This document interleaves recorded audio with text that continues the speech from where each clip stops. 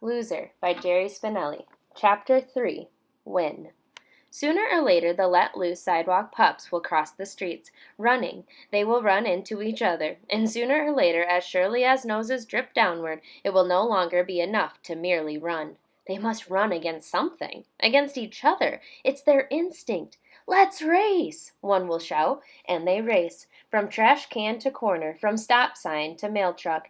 Their mothers holler at them for running in the streets, so they go to the alleys. They take over the alleys, make the alleys their own streets. They race. They race in July and they race in January. They race in the rain and they race in the snow. Although they race side by side, they are actually racing away from each other, sifting themselves apart. I am fast. You are slow. I win. You lose. They forget, never to remember again, that they are pups from the same litter, and they discover something. They like winning more than losing. They love winning. They love winning so much that they find new ways to do it. Who can hit the telephone pole with a stone? Who can eat the most cupcakes? Who can go to bed the latest? Who can weigh the most? Who can burp the loudest? Who can grow the tallest? Who is first, first, first? Who? Burping, growing, throwing, running, everything is a race. There are winners everywhere. I win, I win, I win. The sidewalks, the backyards, the alleyways, the playgrounds, winners, winners. Except for Zinkoff.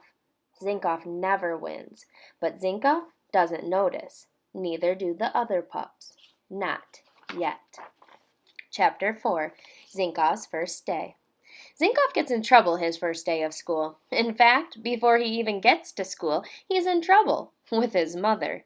Like the other neighborhood mothers of first day, first grade children, Mrs. Zinkoff intends to walk her son to school. First day is a big day, and mothers know how scary it can be to a 6-year-old. Zinkoff stands at the front window, looking at all the kids walking to school. It reminds him of a parade. His mother is upstairs getting dressed. She calls down, "Donald, you wait." Her voice is firm, for she knows how much her son hates to wait. By the time she comes downstairs, he's gone. She yanks open the door. People are streaming by. Mothers hold the hands of younger kids, while 4th and 5th graders yell and run and rule the sidewalks. Mrs. Zinkoff looks up the street.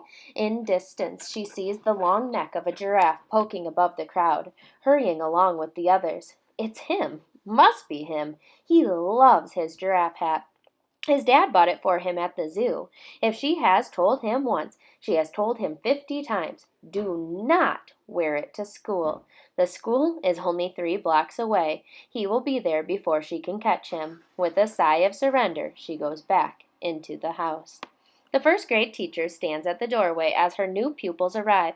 Good morning, welcome to school. When she sees the face of a giraffe go by, she nearly swallows her greeting. She watches the giraffe and the boy under it march straight to a front row desk and take a seat. When the bell rings, the teacher, Miss Meeks, shuts the door and stands before the desk of the unusually hatted student. The other students are openly giggling. She wonders if this boy is going to be a problem. This is Miss Meeks' year to retire, and the last thing she needs is a troublesome first grader. "That's quite a hat you have there," she says. It is in fact remarkably lifelike. The boy pops to his feet. He beams. "It's a giraffe." "So I see, but I'm afraid you'll have to take it off now. We don't wear hats in the classroom." "Okay," he says cheerfully. He takes off the hat. "You may be seated." "Okay."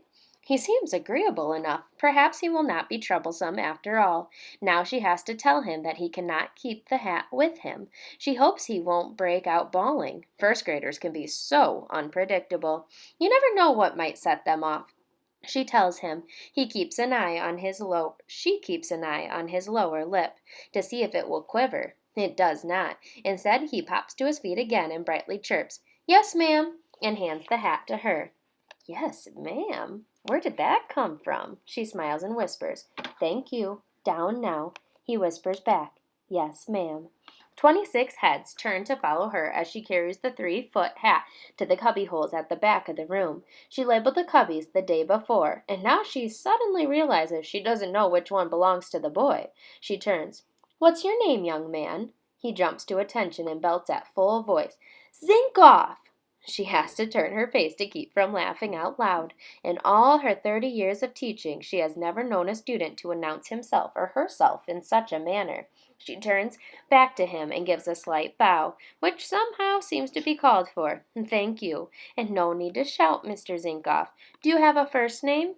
The class is a twitter. "Donald," he says. "Thank you, Donald, and you may keep your seat. There is no need to rise when you speak." "Yes, ma'am." The cubbies, as the classroom seating soon will be, are in alphabetical order. She goes straight to the last cubbyhole and inserts the giraffe. The space is not deep enough to hold it all. It looks as if a baby giraffe is napping in there. The thought comes to her that Donald Zinkoff, in more ways than cubbyholes, will always be easy to find.